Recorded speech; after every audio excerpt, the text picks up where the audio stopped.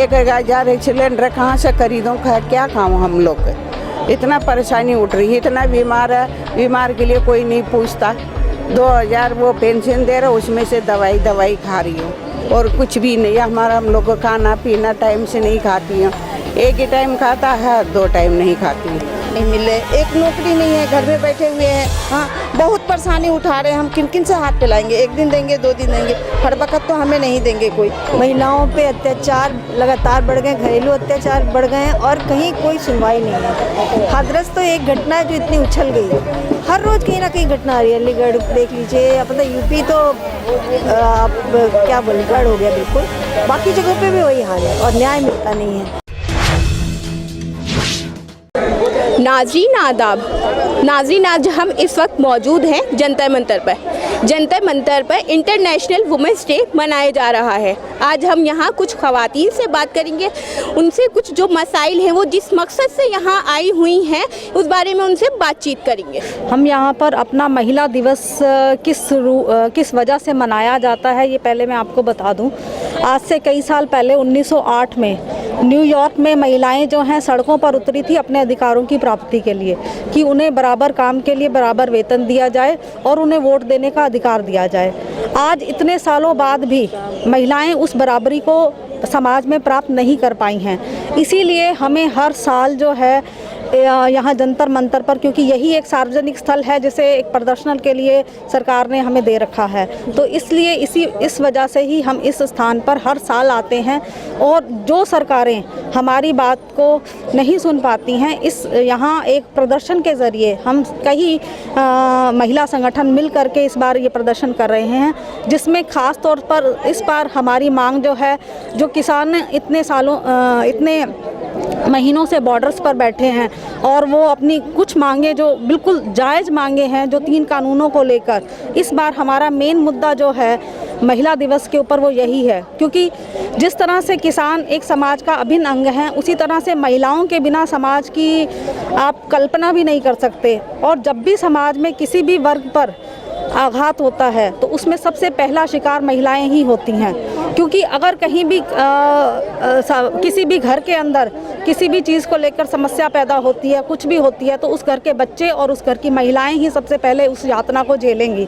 इसीलिए हम बार बार समाज में भी एक जो अलग तरह की इन कानूनों को लेकर भ्रांतियां फैलाई जा रही हैं कि इन कानूनों से कोई नुकसान नहीं है। इनफैक्ट ये तो किसान तो एक तरह से अगुआ हो करके सारे समाज के लिए ये एक धरना देकर बैठे हैं वहाँ पर, जबकि इसका असर समाज के हर वर्ग पर पड़ने वाला है।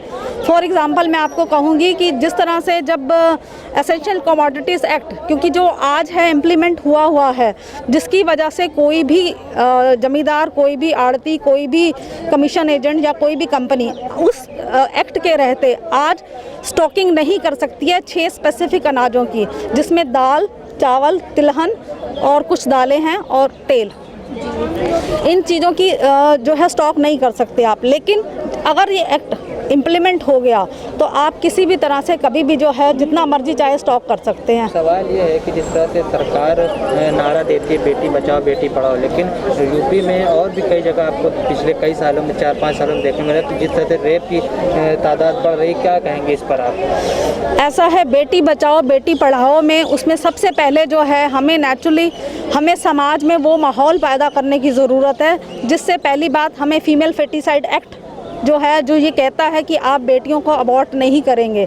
तो बेटी बचाओ में सबसे पहली बात, क्योंकि आज तक मुझे आप किसी भी राज्य सरकार का, किसी भी केंद्र सरकार का एक भी ऐसा मुझे केस बता दीजिए जिसमें उसमें कन्विक्शन हुई हो, जिसमें किसी ने फीमेल फेटिसाइड किया हो, किसी डॉक्टर को कन्विक्शन हुई हो या किसी पेरेंट्स को आज तक कोई कन्विक्शन हुई हो जिसमें उन्होंने। तो ये बेटी बचाओ और बेटी पढ़ाओ का सिर्फ नारा देने से समाज नहीं बदलने वाला। सरकारों में जैसा हुआ कि बेटी के पिता को भी गोली मारकर हत्या कर दी गई, उसको इंसाफ नहीं मिला, उसको किस तरीके से? बिल्कुल, इसके लिए देखो ऐसा है, जिस तरह से समाज के अंदर धीरे जो है एक बेटियों को है एक कमोडिटी के रूप में देखा जा रहा है।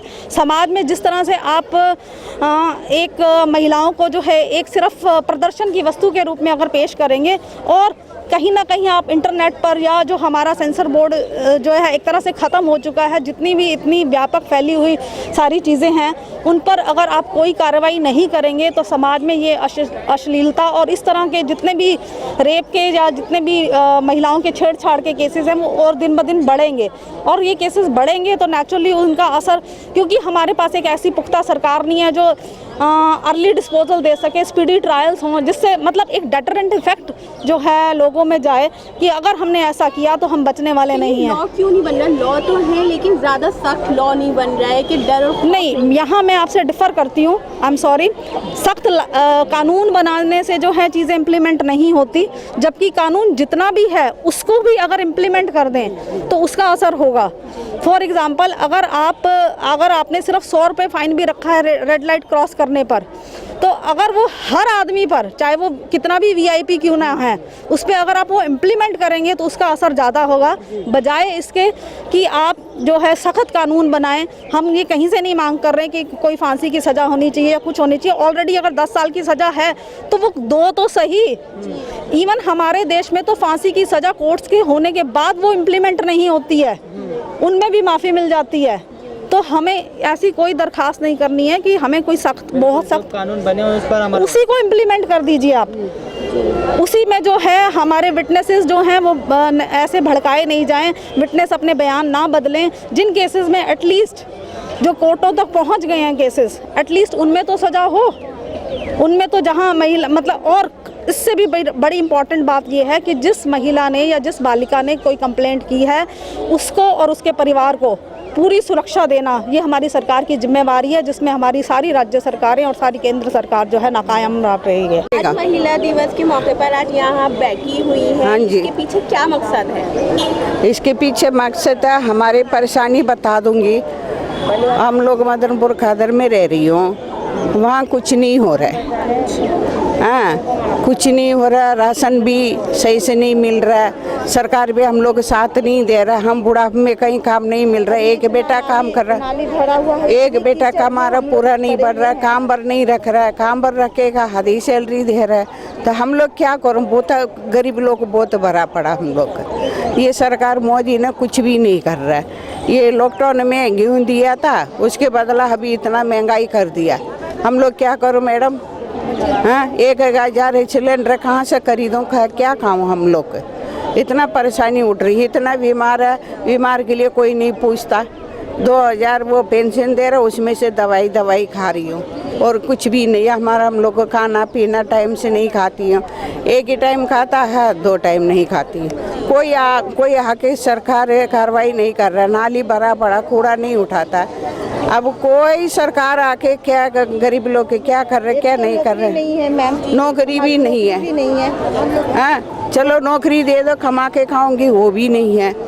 अब क्या करो मैडम? हम लोग के बहुत परेशानी है, बच्चा के स्कूल भेजने के लिए भी पैसा नहीं, कहीं नर्सरी में रिपीट करो बच्चा का, उसकी इतना सारा पैसा बोल रहा है, हम गरीब कहाँ से भरो?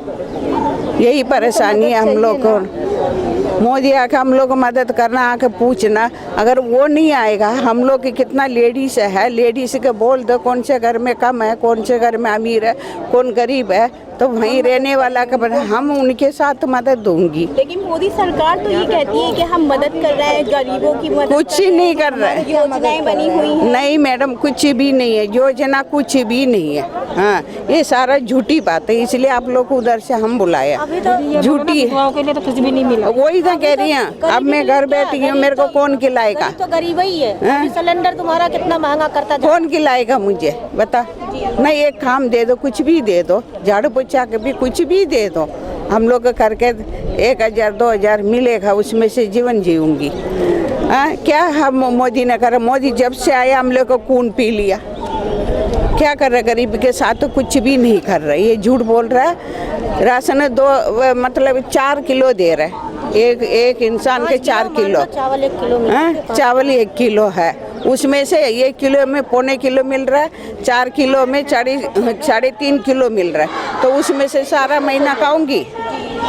हैं ये कोई नहीं आ रहा पूछने के, कोई हमारा परेशानी किससे बोलो। उसमें फिर हमें पैसा लगा के पिसाएंगे तो हाँ। कहाँ से हम क्या करेंगे? क्या करूं मैडम, हमारे बता। पास इतना होते नहीं है जो कि हम गेहूं पिसाने के लिए पैसा नहीं होते जो गेहूं पिसाएंगे, इसी रखे रहते हैं।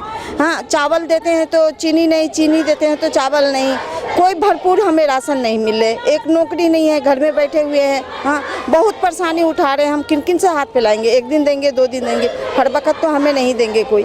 हमें तो रोजगार चाहिए। सरकार बैठे हुए हैं, क्यों आंख बंद करके बैठे हैं? हम लोगों की आके बोलिए, संस्था थ्रू हमें बताइए, हम मदद करना चाहते हैं, हमें मदद सरकार करे, लेकिन हमें तो कुछ मदद नहीं मिल रही है। किराएदारों के लिए कुछ कोई मदद नहीं है, किराएदारों के लिए कोई मदद नहीं है। किराएदारों के लिए ना तो कोई काम है और ना कोई खाना है, बस किराया देके देख लो कि किराया देंगे या खाना बड़े हो गए हैं, हमें बच्चे के लिए स्कूल के लिए कोई सुविधा नहीं है, हमें ट्यूशन पढ़ाने के लिए हमारे पास पैसा नहीं है, हम पढ़े लिखे हैं नहीं, तो हम कैसे बच्चे के रखेंगे? हम किस तरह से बच्चे को पालेंगे और हासिल करेंगे?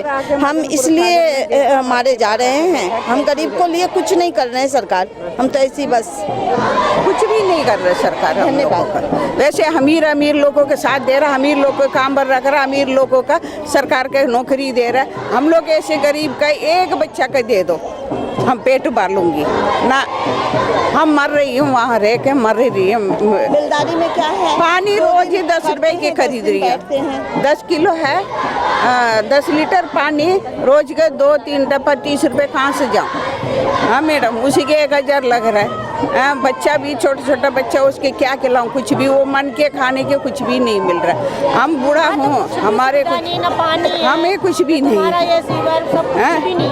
और नीचे का पानी है जो नल लगा कर तो नहाने के लिए धोने के लिए बोलो, सरकार ना नल नहीं लगाना बंद करके रखा, बनाने नहीं देते हैं, नल लगाने नहीं देते हैं, तो हम कहाँ जाएंगे? कहाँ जाएंगे हम लोग? हम बहुत परेशान में हैं, बहुत परेशान हैं। वो भी शुद्ध पानी नहीं है। 20 साल हो गया, नाली भरा पड़ा, नाली के कोई ये क्या नाम है, काउंसलर है, बोलो काउंसलर के बोलो, काउंसलर आ रहा चल जा बिल्कुल गंदगी हुई है। हाँ, ऐसे करके बोल रहे, बिल्कुल गंदी हो गया। हम लोग कहीं नहीं आएंगे, हम करेंगे बस। क्या करूं मैडम, हम लोग के सवाल पूछोगे? आज इंटरनेशनल वुमेंस डे है, क्या कहना चाहेंगे आप? जंतर मंतर पर मौजूद हैं, क्या पैगाम है आपका? यही पैगाम है कि महिलाओं को जो अपना संघर्ष है उसको जारी रखना बहुत ज़रूरी है, और एक साथ खड़े रहना भी बहुत ज़रूरी है। और ये संघर्ष सिर्फ हमारे प्राइवेट स्फीयर में नहीं है, ये पब्लिक स्फीयर में भी है। ना ही सिर्फ घर में हमारे साथ भेदभाव है, बाहर भी है, काम पे जाते हैं वहाँ पे भी है। काम पहले मिलता नहीं है, अच्छा काम, इक्वल पे नहीं मिलता है, बेनिफिट्स जो मिलने चाहिए महिलाओं को वो नहीं मिलते हैं। फिर दुनिया भर का सेक्सुअल हैरेसमेंट है, सड़क पे जाएं तब वायलेंस है। तो ऐसा कोई भी जगह नहीं है जहाँ आप सेफ महसूस कर पाएँ, जहाँ आप ये महसूस कर पाएँ कि आप बराबर हैं। रात में बाहर नहीं जा सकते, ये मत पहनो, ये मत करो, नौकरी पे जाओ तो बच के रहो, घर में अपने पड़ोसियों से बच के रहो, अपने घर वालों से बच के रहो। तो ये जो एक कल्चर ऑफ फियर है, एक कांस्टेंट थ्रेट है, and constant feeling of that you are a second class citizen, ये जो है ख़त्म करने का ज़रूरत है। और ख़ासकर अभी के टाइम में हमारे साथ जो भेदभाव की घटनाएं और भेदभाव के मतलब ऐसे हादसे बढ़ते जा रहे हैं, कम नहीं हो रहे हैं, बढ़ते जा रहे हैं। बहुत तरक्की हुई है ऑफ कोर्स, लेकिन अभी भी काफ़ी चीज़ें करनी बाकी है। सरकार बेटी बचाओ बेटी पढ़ाओ का नारा देती है, हाथरस का जो वाक़या है जो कि बहुत ही दर्दनाक रहा, क्या कहेंगे? यही कहेंगे कि ये सरकार सीरियस नहीं है। ये जो किस तरह के स्लोगन्स हैं ये तो आसान है देने, लेकिन एक्चुअली इम्प्लीमेंट करना और बराबरी देना और ये इंश्योर करना कि लड़कियों के साथ जो हादसे हो रहे हैं वो कम हो, ना ही सिर्फ कम हो लेकिन जस्टिस मिले, इसके बारे में कोई सीरियसनेस नहीं है। पूरा पितृसत्ता समाज है, पॉलिटिकल जो हमारा स्फीयर है वो आदमियों से भरा हुआ है। 33% रिजर्वेशन अभी तक नहीं मिला है, 50% मिलना चाहिए, अभी तो 33% की डिमांड है, वो भी अभी तक नहीं मिला है। तो ये पूरा जो ढांचा है ये बरकरार है। तो कहीं ना कहीं हाथरस जैसे इंसिडेंट यही दिखाते हैं कि political class is not serious about women's rights and women's equality. Thank you. क्या पूछने वाले? क्या कहना चाहेंगी आज वुमेंस डे के मौके पर, क्या पैगाम देना चाहेंगी और आप क्या मांगे सरकार? हम देखिए, ऐसी लड़ाई बहुत लंबे समय से चल रही है, अलग अलग विषयों में चलती रही आ रही है।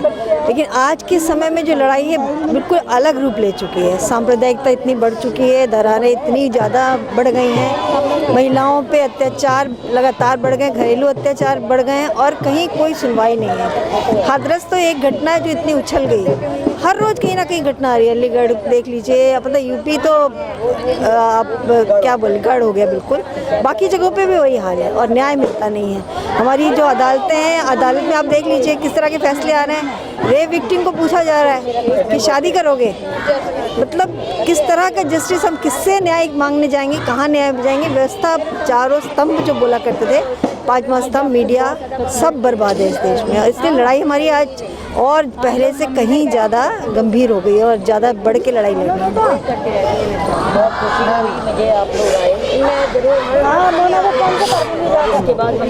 नहीं यार, हाँ देखिए, आप सबको बधाई हो। आज 8 मार्च है, महिला दिवस है।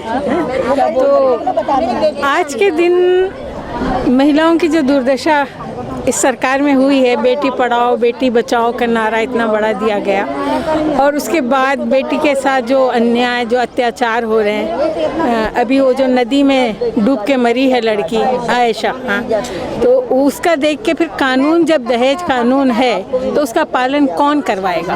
हैं? ये तो सरकार का ही काम है। जब कुछ हादसा हो जाता है तब ये रोने चिल्लाने और उसको उठाने लगते हैं, तो ये हमेशा क्यों नहीं कानून का पालन हर जगह होता है? और एक बात और है, ये कहा जाने लगा है आजकल कि महिलाएं घर में बैठें, वो क्यों काम कर, मतलब बाहर निकली हैं, किसानों का साथ क्यों दे रही हैं? तो हम शाहीन बाग हैं, हम किसान हैं, हम इनकलाब हैं और हम ही इस समाज को बदल सकते हैं। इसलिए महिला का बाहर निकलना बहुत ज़रूरी है, मेरा ये कहना। आप क्या कहना चाहेंगे? किस बारे में? आज महिला दिवस के बारे में। देश को क्या पाएगा? सबसे पहले मैं आप लोगों को बधाई देती हूँ कि आप लोग हमारे बीच में आए हो और दुनिया भर में आप इस बात को पहुँचाओगे, बताओगे, दिखाओगे, तो ही मैं बात करूँगी, नहीं तो नहीं करूँगी। अगर आपने बताना ही नहीं है, सुनाना ही नहीं है पब्लिक को और ना ही सरकार को, तो फिर हम किस बात के लिए हम आपके सामने बात करें? सबसे पहली बात ये है कि आज हमारा 8 मार्च है, महिला दिवस है और ये आज का 8 मार्च नहीं है, इसे हो गए कम से कम 55-60 साल से। 8 मार्च को नहीं हुआ है 60 साल, हमारे संगठन को हुआ है। हमारे संगठन को, महिला संगठन को हुआ है 68 साल। और दूसरी बात ये है कि हम आवाज़ उठाते हैं हर चीज़ पे, चाहे वो गरीब हो, चाहे बच्ची हो, चाहे औरत हो, चाहे बूढ़ी हो।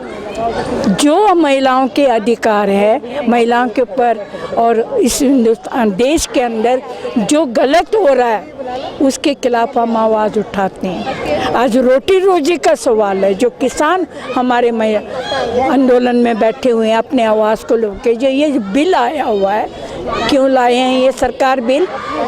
अंबानी अडवाणी के समर्थक में क्यों लाए हैं ये? गरीबों के लिए तो कुछ कर नहीं रहे हैं, पर अमीरों के लिए कर रहे हैं। गोदाम बना रहे हैं, किसानों की ज़मीन लेके हम अंबानी अडवाणी को दे के और वहाँ पर सारे अनाज को गोदाम में भरना चाहते हैं।